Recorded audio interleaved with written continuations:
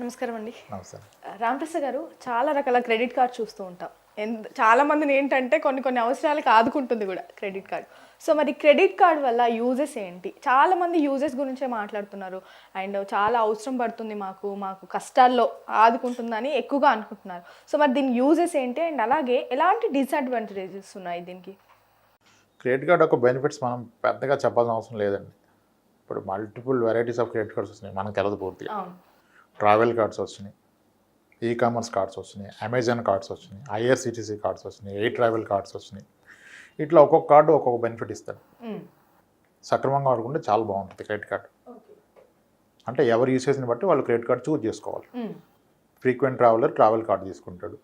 ఈ-కామర్స్లోనే పొద్దున్నేసి సాయంత్రం దాకా ఉంటాడు, ఈ-కామర్స్ కార్డు తీసుకుంటారు. They are making points, rewards చాలా తీసుకున్నారు. ఎయిర్పోర్ట్ లాంజ్లో ఫ్రీ యాక్సెస్ ఇస్తారు కొన్ని కార్డ్స్కి. ₹2 కడితే లోన్కి వెళ్ళి బ్రేక్ఫాస్ట్, లిక్కర్ అనేది తీసుకోవచ్చని వాడుకున్న వాళ్ళు వాడుకుంటున్నారు. ఇవంతా ఎప్పుడు ఈ యాక్సెస్ ఈ పాయింట్స్, రివార్డులు అంతా చేసేది హై నెట్వర్త్ ఇండివిజువల్స్, ఎక్కువ ఇన్కమ్ ఉన్న వాళ్ళు మేనేజ్ చేస్తారు. నెలకు 3 లక్షలు స్పెండ్ చేసేవాడు క్రెడిట్ కార్డు ఉంటే డెఫినెట్గా సూపర్ హెల్ప్ అవుతుంది ఆయనకి. ఎందుకంటే 3 లక్షలు కట్టుకోవాలని శాలరీ ఉంది, ఆ వాడేదాల్లో దీని మీద వాడతాడు కాబట్టి అతనికి బెనిఫిట్ అవుతుంది. క్రెడిట్ కార్డుని తీసుకున్నప్పుడు క్రెడిట్ కార్డు ఉంటే వాడుకోవచ్చు అని తీసుకుంటారు చూసారా, అవసరానికి మనకు వస్తాను. క్రెడిట్ కార్డు అంటే ఏంటండి? లేని మనీ ఉన్నట్టుగా భ్రమపట్టమే క్రెడిట్ కార్డు కదా.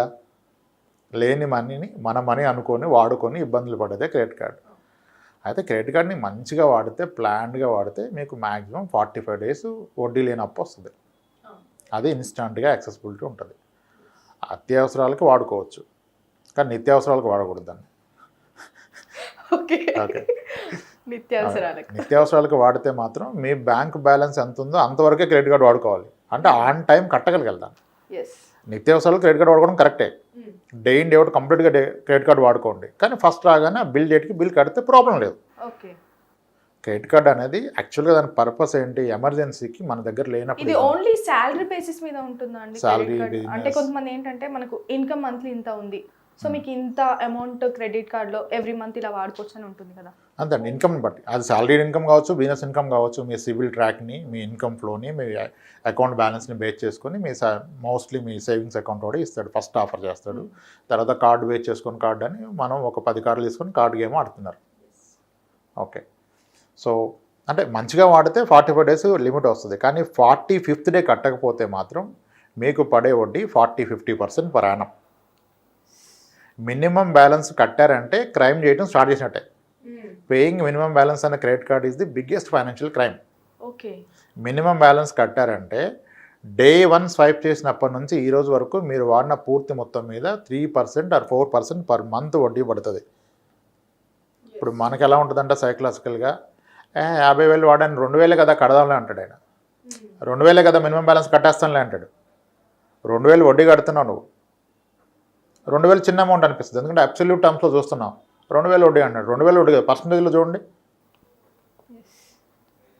48% వడ్డీ కడుతున్నారు. 48% వడ్డీలో అప్పు తీసుకోవచ్చా? తీసుకోకూడదు. అప్పుడు ఏమంటాడంటే క్లవర్గా, ఇంకో కార్డు ఉందిలే ఏం కాదు, ఆ కార్డు స్వైప్ చేసి ఇది కడతాంటాడు. కార్డు స్వైప్ చేస్తే డబ్బులు రావు. ఆ కార్డుని తీసుకెళ్ళి పెట్రోల్ బంక్లోనో ఎక్కడో ఫ్రెండ్ షాప్లో స్వైప్ చేస్తే వాళ్ళు 2% ఛార్జ్ చేస్తారు. అప్పుడు ఈయన చాలా క్లవర్గా అచీవ్ చేసిన ఫీల్ అవుతాడు. ఎందుకు? వీడు 2,000 వేస్తాడు, ఇప్పుడు 50,000 అక్కడ స్వైప్ చేసాడుగా, 50,000 స్వైప్ చేస్తే 1,000 రూపాయలు కట్టాడు. ఆ 50,000 మళ్ళీ ఇక్కడ క్రెడిట్ కార్డు బిల్ కట్టాడుగా, 1,000 రూపాయలు సేవ్ చేశాను గ్రేట్గా ఫీల్ అవుతున్నాడు. ఈ 1,000 రూపాయలు అనవసరంగా కడుతున్న విషయం అర్థం కావట్లా. అలా జీవితకాలం నడిపించేస్తున్నారు. 1-2 రోజులు కాదు, 1-2 నెలలు కాదు. క్రెడిట్ కార్డులో ఆన్ డాట్ కడితేనే అండి, మీరు కట్టలేను అంటే మినిమం బ్యాలెన్స్కి వెళ్ళిపోయే పరిస్థితి వస్తే ముందుగానే దాన్ని ఈఎంఐ కన్వర్ట్ చేసుకోండి. ఈఎంఐ కన్వర్ట్ చేస్తే 17లో 20%లో పడతాయి, కానీ ఈఎంఐ కన్వర్ట్ చేయకుండా మీరు కడితే 40-50% వడ్డీలు కడతారు. క్రెడిట్ కార్డ్ ట్రాప్లోకి వెళ్తే బయట రావటం అవని పని. చాలామంది ఆ ట్రాప్లోకి వెళ్ళిపోయారు. ఇంకా అప్పుడు అన్నీ అమ్మేసుకుంటారు. అంటే ముందుగా అమ్మరు, అప్పులు పెరిగాక అప్పు మీద అప్పు, వడ్డీ మీద వడ్డీ పెరుగుతుంది కదా, అప్పుడు అమ్ముకొని సెటిల్మెంట్ చేసుకొని సిబిల్ పోగొట్టుకొని, లేదా వేరే గోల్డ్ లోన్ తీసుకొని అలా పోగొట్టుకుంటారు. ఒక క్రెడిట్ కార్డ్ తీసుకున్న వాళ్ళు ఇంకా చాలా తీసుకుంటూనే ఉంటారండి. అంటే ఒక్కొక్కరికి చూసుకుంటే మనకు 4-5 ఉంటాయి, అసలు ఎన్నో రకాలుగా ఉంటాయి. ఒకటి పేమెంట్ చేయనప్పుడు వేరే తీసుకునేటప్పుడు వాళ్ళకి తెలియదు అంటారా? అంటే ఇది చేయలేకపోతున్నారు కాబట్టి ఇంకోటి తీసుకుంటే దాని నుంచి చేద్దాం అనుకుంటారు. అంటే ఎవరైతే క్రెడిట్ కార్డ్ ఇస్తున్నారో మనకి సమ్ కంపెనీ XZ కంపెనీ, వాళ్ళకి తెలీదా మనం పేమెంట్ చేయట్లేము అని? నేను ఇందాక మీకు చెప్పాను, credit card is the highest interest charge చేసేది క్రెడిట్ కార్డ్. ఆర్బీఐ ఎందుకు క్రెడిట్ కార్డుకే 50% వడ్డీ తీస్తే సైలెంట్గా ఉంటుంది? పర్సనల్ లోన్ మీకు 12%, 14, 15, 10% నుంచి 16% మధ్యలో వస్తుంది. హోమ్ లోన్ 7%లో వస్తుంది. ఎడ్యుకేషన్ లోన్ 8-9%లో వస్తుంది. కార్ లోన్ 7.4లో వస్తుంది. క్రెడిట్ కార్డ్ ఒక్కటే 50% ఎందుకు ఇంట్రెస్ట్ ఛార్జ్ చేస్తారు? హైయెస్ట్ వాళ్ళకి హైయెస్ట్ ఇన్కమ్. ఎందుకంటే ఎన్పిఎస్ ఎక్కువ అవుతాయి, ఎక్కువ మంది ఎగ్గొట్టేస్తారు. అది వర్కౌట్ అవడానికి అంత వడ్డీ వేస్తారు. ఓకే ఓకే, ఎన్పిఎస్ ఎక్కువ అయిపోతాయి, డిఫాల్టర్స్ ఎక్కువ ఉంటారు క్రెడిట్ కార్డులోనే. అవును. ఎందుకంటే ఇప్పుడు పర్సనల్ లోన్ ఇస్తే మీ శాలరీ చూసి మీకు ఇంత అని ఇస్తాడు, మీ శాలరీలో 25% ఇస్తాడు. అది ఒక డిసిప్లిన్ కట్టుకుంటూ పోతాడు ఇతను. మంత్లీ ఈఎంఐ కదా కడతాడు. క్రెడిట్ కార్డ్ ఏంటి, ఎంత తీసుకున్నా 1 month తర్వాత కట్టాలి కదా మొత్తం. అందుకని డిఫాల్ట్ అయ్యే ఛాన్స్ ఎక్కువ ఉంటాయి. ఆ ఛాన్సెస్ ఉన్నాయి కనుక వాళ్ళు రేట్ ఆఫ్ ఇంట్రెస్ట్ హెవీగా ఛార్జ్ చేస్తున్నారు. ఓకే. సో మీరు అన్నీ ఆన్ టైం కడితే వాడికి వచ్చే ప్రాఫిట్ చాలా తక్కువ. పర్ ట్రాన్సాక్షన్ 0.25, 0.35 వస్తుంది. వీసా కోడ్, మాస్టర్ ఇస్తాడు అది.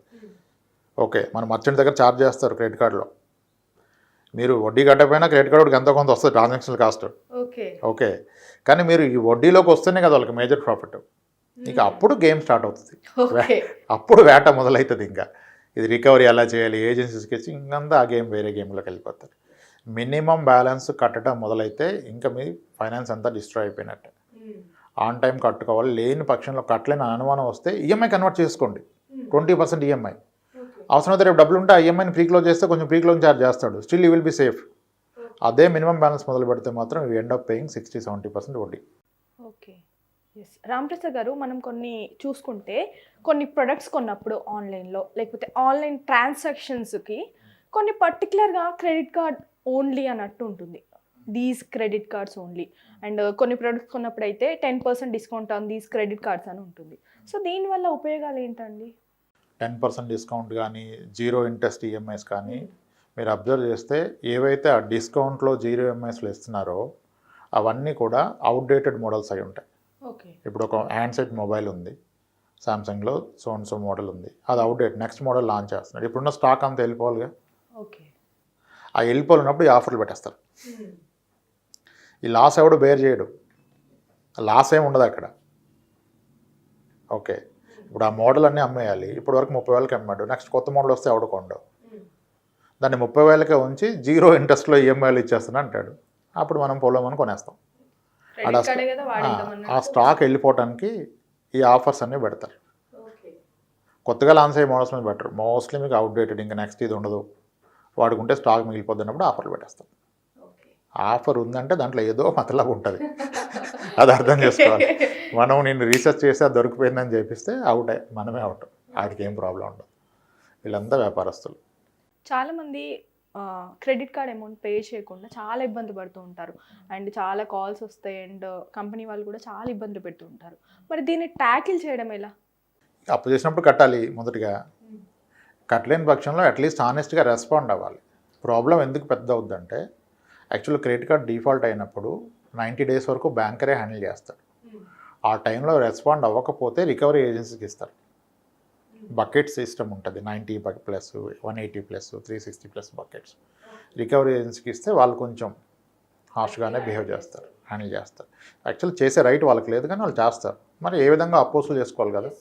ఆ రికవరీ ఏజెన్సీ అతను కూడా బిజినెస్ చేసేతనే కదా, వాడు ఎంప్లాయీ సాలరీస్ ఇవ్వాలంటే ఆయన రికవరీ చేస్తేనే కదా ఆయనకి ఎంతో పే అవుట్ వస్తుంది. అందరితో చాలా స్వీట్గా మాట్లాడి ఆవిడిస్తాడు. సో కాబట్టి చేస్తారు. అయితే ఈ పర్సన్ కనుక సెన్సిటివ్ అయితే దానికి రియాక్టే చాలామంది న్యూస్ చూస్తున్నాం. సో ముందుగా ఏంటంటే, ఎప్పుడైనా సరే ఒక ఇన్స్టిట్యూట్లో తీసుకున్న అప్పుని చెల్లించలేని పక్షంలో మనమే వెళ్ళి ఆ ఇన్స్టిట్యూట్ని కలవాలి. అది మంచి పద్ధతి అన్నిటికంటే. ఎబ్స్కాండ్ అవ్వకూడదు.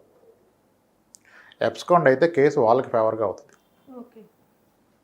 కొంతమంది లీగల్ నోటీసులు కూడా తీసుకోరు, రిసీవ్ చేసుకోరు. లీగల్ నోటీస్ వస్తే తీసుకోరు, తీసుకుంటే నోటీస్ వచ్చిందని తెలుస్తుంది కదా. అందుకని ఇప్పుడు వాట్సాప్లో పంపిస్తున్నారు. యాజ్ పర్ లా వాట్సాప్లో ఓపెన్ చేస్తే కూడా ఇట్స్ లైక్ రిసీవ్డ్ అన్నట్టు, లీగల్ నోటీస్ రిసీవ్ అయినట్టు. ఇప్పుడు ఇన్స్టిట్యూట్స్ కూడా, ఫైనాన్షియల్ ఇన్స్టిట్యూట్స్ లీగల్ నోటీసులు వాట్సాప్లో పంపిస్తున్నాయి. మీ నెంబర్లో వాట్సాప్లో వస్తే అన్నోన్ నెంబర్ అని ఓపెన్ చేస్తారు. ఓపెన్ చేస్తే it's that you are received the legal notice. Respond అవ్వకపోతే యాక్షన్ తీసుకుంటారు. ఓకే, ఫస్ట్ ఆఫ్ ఆల్ ఏంటంటే ప్రాబ్లము, పోస్ట్ డేటెడ్ చెక్ చేస్తే వాళ్ళు లీగల్గా ఇమీడియట్గా ప్రొసీడ్ అవుతారు. అందుకే ఎప్పుడు కూడా మీరు డిఫాల్ట్ అయినప్పుడు ఏం చేస్తారంటే ఎంతవరకు సార్ చెక్లు ఇవ్వండి తర్వాత చూద్దామని ఎంకరేజ్ చేస్తారు.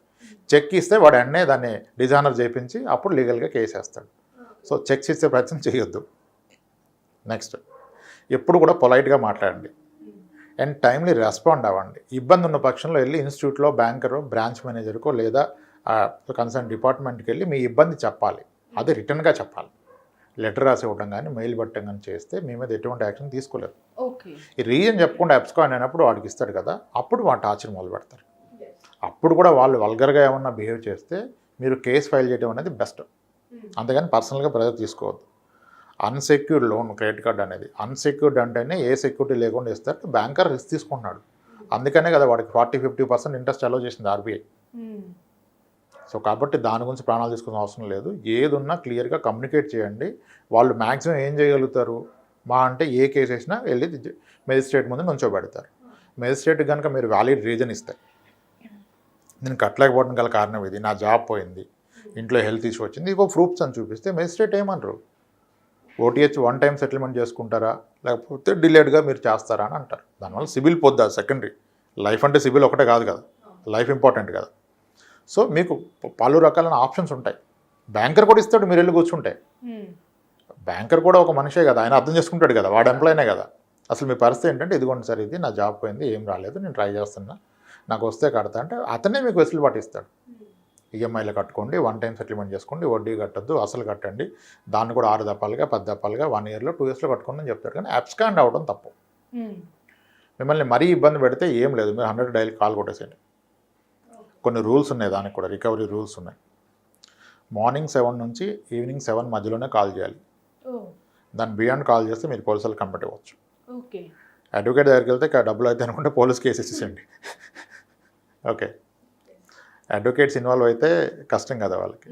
అందుకని క్రెడిట్ కార్డు క్రెడిట్ కార్డ్స్ ఎవరు, వీళ్ళకి అన్ని రూల్స్ తెలుసు కదా, వీళ్ళు కట్టకపోయినా ఏం చేయలేమని ఎవరు. ఓకే, సో క్రెడిట్ కార్డ్స్ని వచ్చేసి కట్టలేని పక్షంలో హానెస్ట్గా రీజన్ మనమే ఇన్ఫార్మ్ చేయాలి. అబ్స్కాండ్ అవ్వకూడదు, తప్పించుకుంటూ ఉంటారు. అదే తప్పు, అదే పెద్ద తప్పు. మీరుగా వెళ్ళి కలిసి క్లియర్గా రిటర్న్గా ఇస్తే ఏమీ చేయలేరు. లీగల్గా ఏం చెప్తుంటే అది అన్సెక్యూర్ లోన్ కనుక అతనికి ఎలా వీలైతే అలా సెటిల్ చేసుకున్నా చెప్తారు. ఒక్కసారి సెటిల్ అయితే సివిల్లో ట్రాక్ అయిపోద్ది కాబట్టి తర్వాత లోన్స్ రావు. వీళ్ళు ఏదనుకుంటారు సెటిల్ చేయకుండా ఏదో చేసేద్దామని, సెటిల్ అయిపోయినా లోన్ రాదు, అది డీపీటీలు అన్నీ పడిపోతాయి. ఒక్కసారి కనుక సెటిల్ అయ్యి సివిల్ మొత్తం పోతే వానికన్నా అదృష్టవంతుడు ఇంకోలేడు. ఎందుకంటే ఇంక నెక్స్ట్ లోన్ తీసుకున్న ఆలోచన రాదు కదా. అటు ఇటు కాకుండా ఉన్నప్పుడు అన్నీ ట్రై చేస్తాడు అక్కడ ఇక్కడ. ఒక్కసారి పోయిందనుకోండి ఇంకా దరిద్రం వదిలిపోయింది, ఇంకెప్పటికీ లోన్ రాదు కదా. జాగ్రత్తగా ప్రతి 10 రూపాయల్లో 5 రూపాయలు జాగ్రత్త వేసుకొని ఇన్వెస్ట్ చేసుకొని ఇంట్లో పెట్టుకొని బ్రతాడు అంతే. క్రెడిట్ కార్డు విచ్చలవిడిగా వాడితే తప్పు. క్రెడిట్ కార్డుని అత్యవసరాలకు వాడాలి కానీ నిత్యావసరాలకు వాడద్దు. నిత్యావసరాలకు వాడిన పక్షంలో అంత అమౌంట్ మీ అకౌంట్లో ఉంటేనే ఆ డబ్బులకు వాడండి, లేని దానికి ఎందుకు తగ్గించుకోవాలి కదా ఖర్చులు. అలా మేనేజ్ చేసుకోండి. థ్యాంక్ యూ అండి. రైట్.